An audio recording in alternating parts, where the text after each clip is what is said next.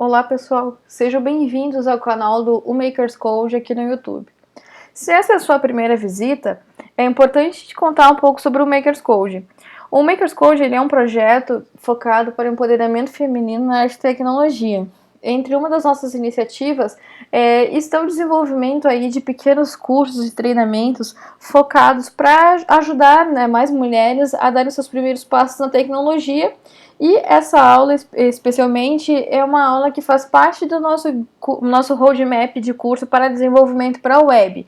E hoje, nesta aula, eu vou falar um pouco sobre o JavaScript. A gente vai ter uma introdução sobre a linguagem, ter alguns exemplos de aplicação da linguagem, como também algumas ferramentas que podem ajudar os desenvolvedores a desenvolverem suas páginas, como, por exemplo, console, editores de código, pensar um pouco em variáveis, valores, como que faz para armazenar tipos de dados e o que pode ser feito. Enfim, é um panorama bem geral e é focado assim, especialmente para que as pessoas possam compreender de uma forma mais simples o que é essa linguagem e já começar hoje mesmo a desenvolver aí os seus testes com JavaScript.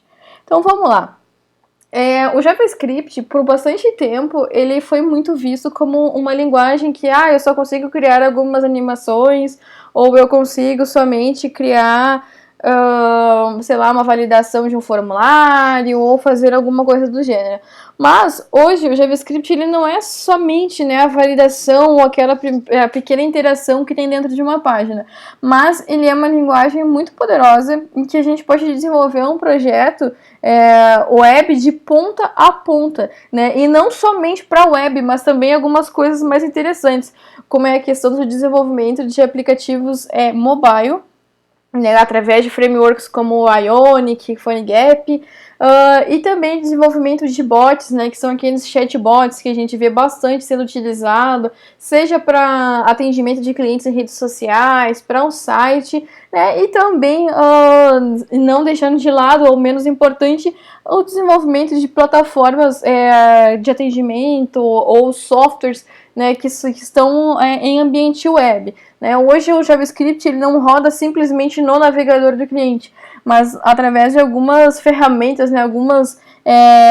linguagens específicas assim, que estão dentro do JavaScript, como a questão do Node.js, React e Angular, a gente consegue fazer um JavaScript que ele se comporte e que ele tenha uma gestão também no lado do server-side, né, que é no lado do servidor. A gente consegue desenvolver hoje JavaScript com conexão a bases de dados, com um sistema que mantém a persistência de login e muito mais, né? Ou seja, hoje os poderes do JavaScript eles estão muito maiores de quando essa linguagem começou, e tudo isso graças, acho que a todas as comunidades open source que contribuem para a criação de ferramentas novas de JavaScript, mas também o mercado que de certa forma se abriu para receber cada vez mais tecnologias, né, e achar interessante utilizar o JS como a sua linguagem de partida para desenvolver suas aplicações, tá?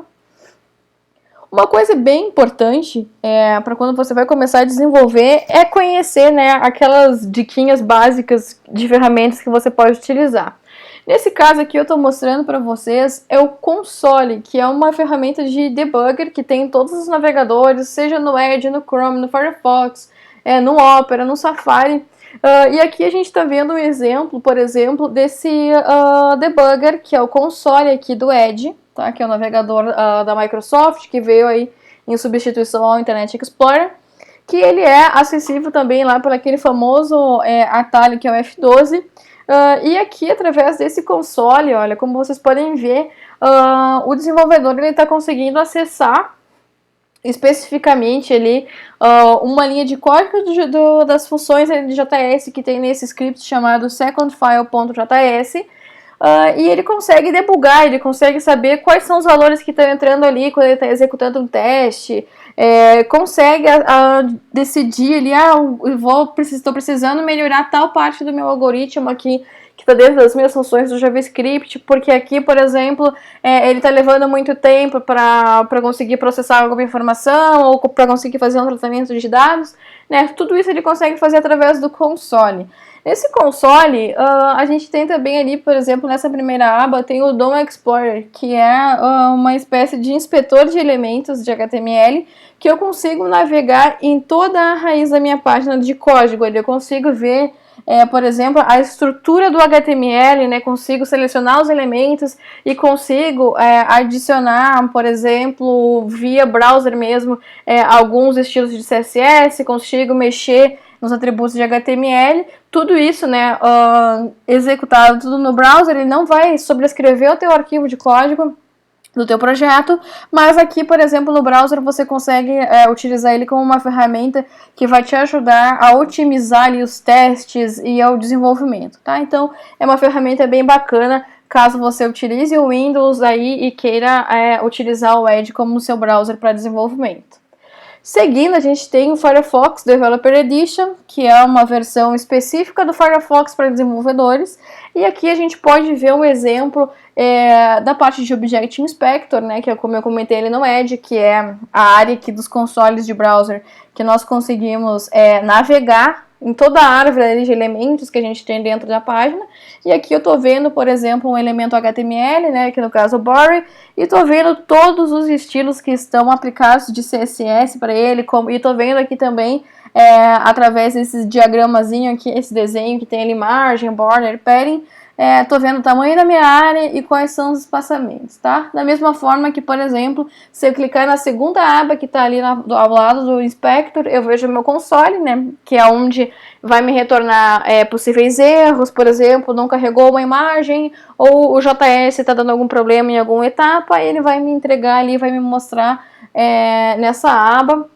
Depois eu tenho algumas outras coisas ali bem interessantes, como debugger, performance, memória, mas isso a gente não vai ver especificamente hoje, e no desenvolver do curso a gente vai conseguir explorar bem mais essas ferramentas de browser. Acho que só para finalizar essa parte de console, aqui a gente tem o Object Inspector, né, o Developer Tool aqui do Google Chrome, tá? Aqui também mostrando ali a parte de navegação dos elementos ali de HTML, aba de network, console, né? Cada um tem a sua forma de posicionar essas tabs de serviço, né?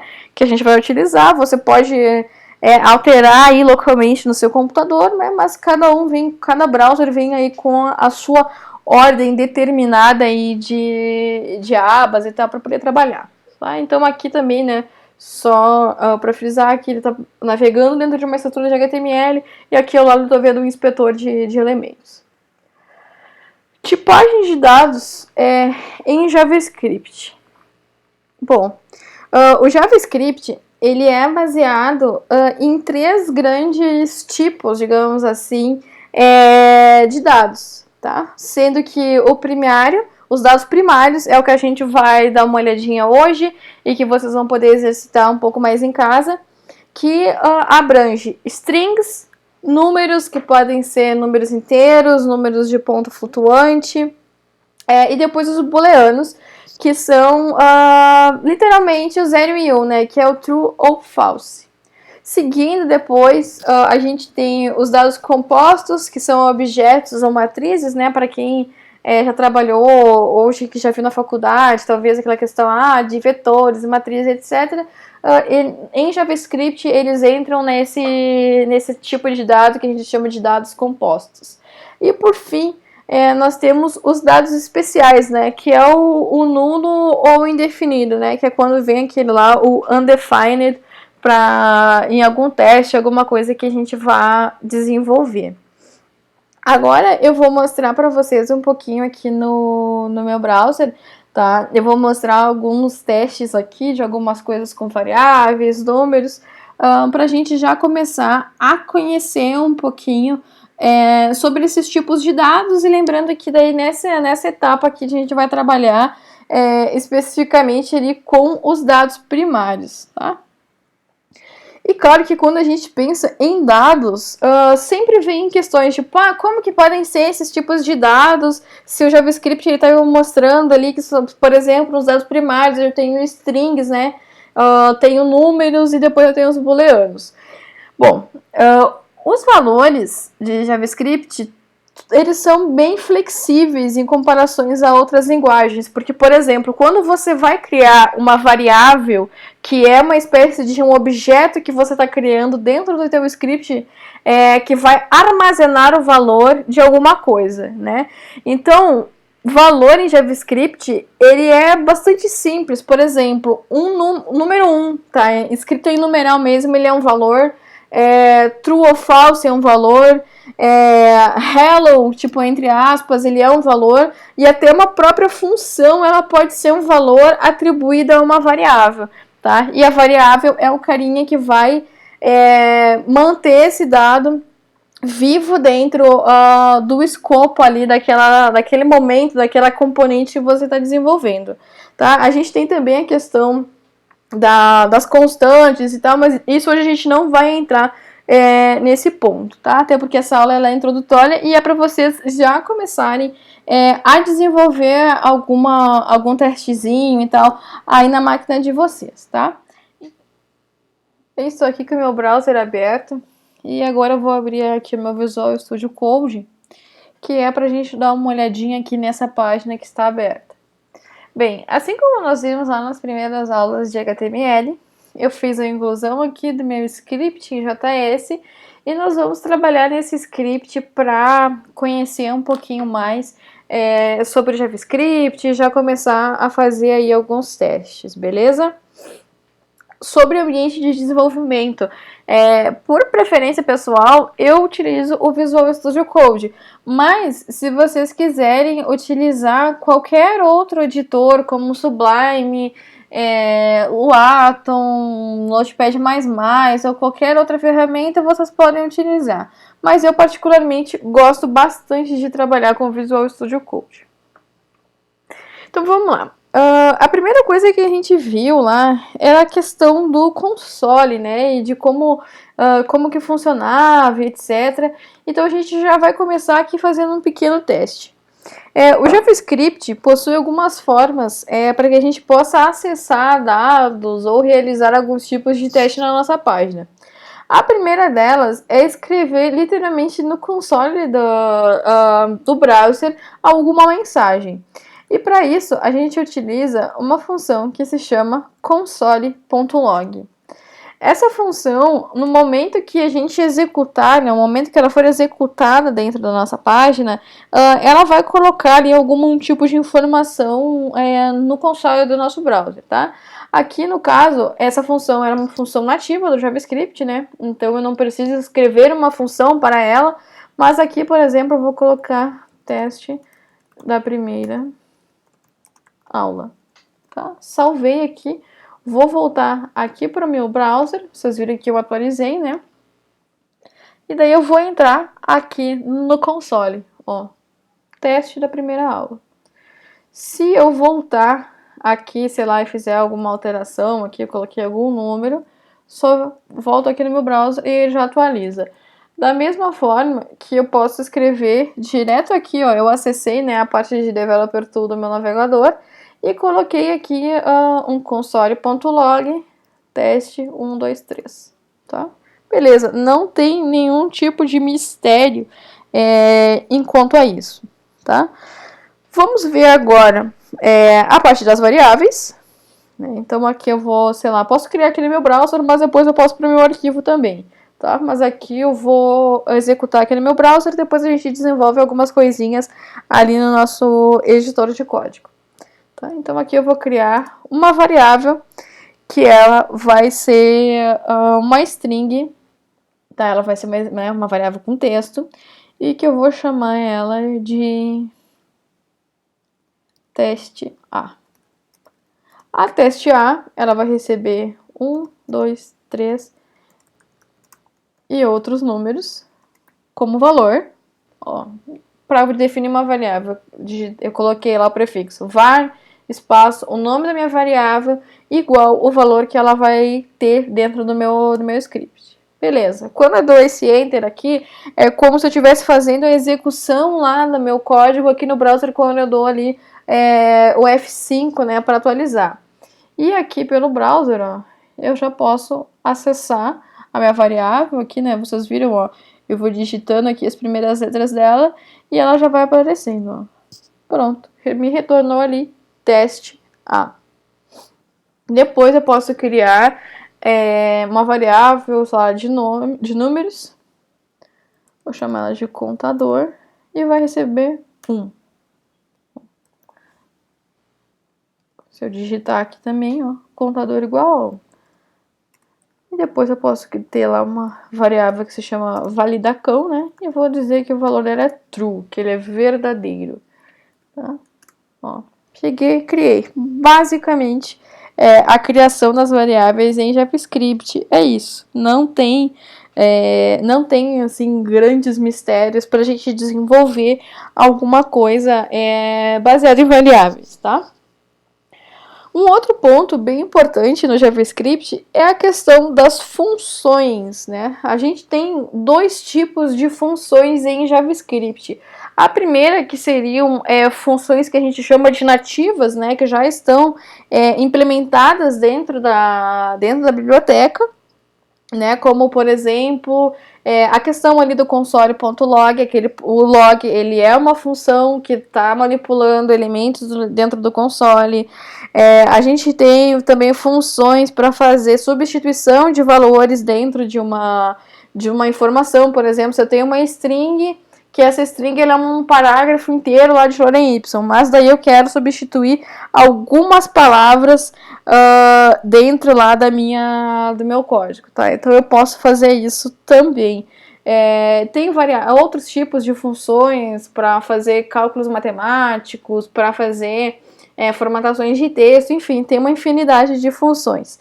Né? E depois dessas funções nativas, entra as funções que são implementadas, né? Que são as que a gente efetivamente desenvolve para poder criar alguma feature que seja uma interação na nossa página, como também, por exemplo, alguma coisa que a gente vai, sei lá, desenvolver uma função para criar um bot para publicar, por exemplo, no Facebook, tá? E ele é um bot que ele é desenvolvido em Node.js, e daí eu vou criar funções lá para poder manipular lá e gerenciar esse bot, né? E efetivamente criar ele. Deixa eu voltar aqui. Deixa eu dar só um clear aqui no meu console. Aqui, por exemplo, eu vou mostrar para vocês. Vamos colocar aqui aquela variável teste A.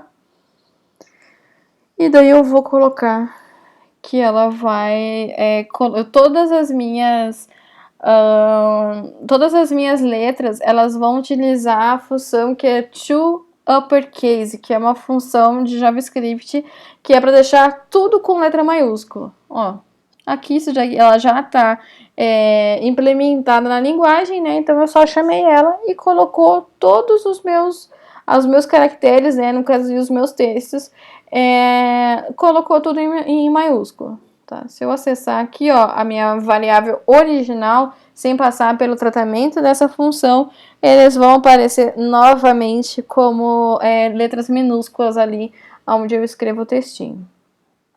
Mas, beleza, agora eu vou voltar aqui para o meu editor de código e a gente vai começar a implementar dali, ó, algumas funçõezinhas para vocês verem como que é a criação de uma função e a gente já começar a executar alguns testezinhos no nosso browser.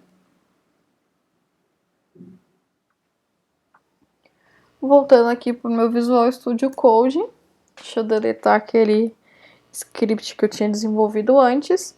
E a gente vai criar agora uma função, sei lá, que seja para calcular a média escolar, por exemplo. A famosa função para calcular a média escolar.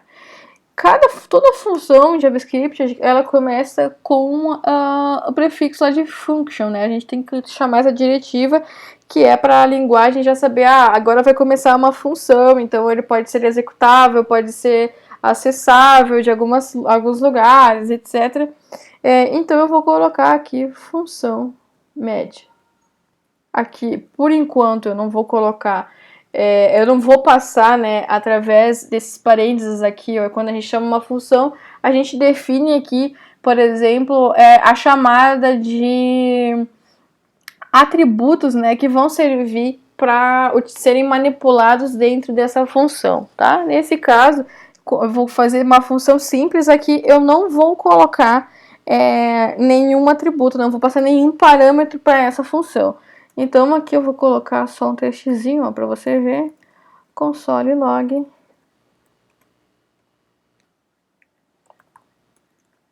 minha primeira função, ó. Bem tranquilo, e se eu voltar aqui para o meu browser, ele não vai executar nada dentro do meu console, porque em função de ter aquele function, essa função, ela só vai ser, esse valor aqui nesse console log, ele só vai acontecer quando essa função ela for invocada dentro da minha página, tá? Então, para invocar ela, eu vou ter que escrever aqui, ó, média, que é o nome da minha função, abre e fecha parênteses, né, porque não tem nenhum parâmetro. Aqui eu só estou fazendo a invocação dela, que é o que aconteceria quando eu tivesse, sei lá, qualquer outro código em qualquer outro pedaço do meu projeto, tá? Então aqui eu escrevi ali o média, e agora vamos ver o que vai acontecer aqui no meu browser. Ó, pronto, ela já foi identificada, né, ela já foi invocada dentro do meu código, ó. E quando eu cliquei ali dentro do meu console e apareceu ali a mensagem, ele já me mostrou a linha dentro do meu script de JS da onde está vindo aquela informação, né? De onde foi executado. Ó. Então aqui eu tenho já chamando a minha funçãozinha. Deixa eu voltar aqui para o meu Visual Studio Code e agora a gente vai começar a usar daí alguns upgrades, digamos assim, nessa nossa função, que ela tá bastante básica, né? Então vamos dizer aqui, geralmente, né, a média escolar ela é calculada com base em três valores, né, em três notas, e depois dividido por 3. Então a gente vai usar esse mesmo exemplo, tá? E no caso, eu vou carregar esses valores da nota 1, nota 2, nota 3 através de parâmetros que são chamados aqui dentro da minha função. Ó. Nota 1, nota 2 e nota 3. Tá? Notem que, por exemplo, se eu vier aqui e chamar o média de novo, ele vai me dar erro. Ó. Eu vou executar aqui no meu browser e ele não vai trazer muitas informações além daquele lado da minha primeira função, tá? Mas, por exemplo, eu não vou conseguir calcular nada se eu não tiver esses parâmetros, né? Esses atributos aqui. Por exemplo, aqui eu vou criar uma variável que vai se chamar minha nota final. Essa variável do minha nota final, ela vai receber a soma dessas 3 notas dividido por 3, né? Que são essas 3 notas, né? Pensando, vai ter 3 avaliações, e daí a gente vai dividir para montar essa função. Então aqui eu vou colocar uma expressão, tá? Nota 1 mais nota 2 mais nota 3, dividido por 3. Agora, o valor dessa variável aqui, que é minha nota final, ele vai me retornar dentro desse console log, que vai me mostrar daí o cálculo final. Tá? E se eu vier aqui para o meu browser, ele vai me dar um erro. Ó. Ele está dizendo não. O que esse não significa? Quer dizer, ele é um retorno de erro, né, do JavaScript, que quer dizer not a number, né, que não é um número. Por quê? Porque eu não passei, olha, aqui na minha chamada, na minha função, eu não passei valores para essas notas, tá? Então eu tenho que voltar aqui e corrigir a chamada da minha função, que é passar valores numéricos, né? Aqui eu vou dizer, por exemplo, que uma prova foi 8, a outra foi 3 e a outra, sei lá, foi 7.4.5, vai.